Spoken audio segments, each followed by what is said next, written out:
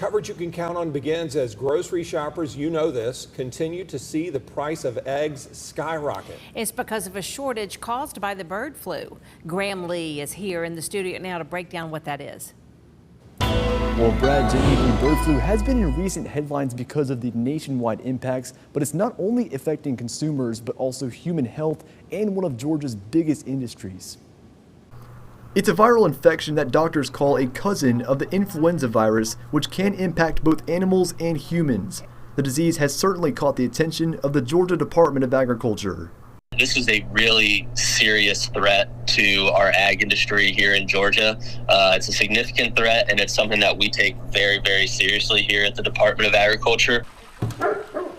Data shows more than 153 million birds have been impacted by the disease across the country since the outbreak started in 2022. Here in the Peach State, the department has been working diligently to limit the spread.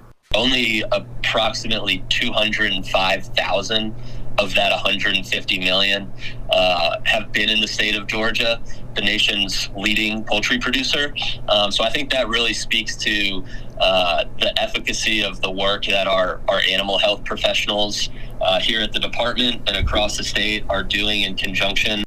As far as human health, the CDC reports the virus has infected 66 people so far, with one case out of Louisiana turning deadly last month.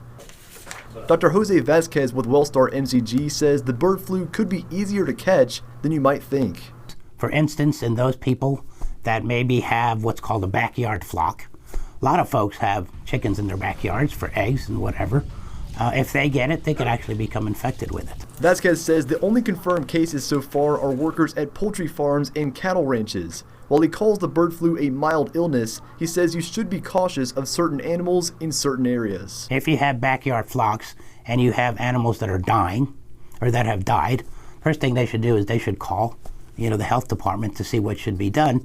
And number two, handle those with care.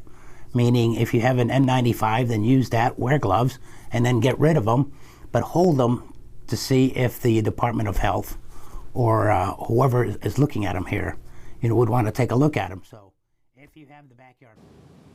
So far there are no reported human cases of the bird flu in Georgia or South Carolina. We do have prevention resources on how to protect yourself on our website, WJBF.com. Back to you guys.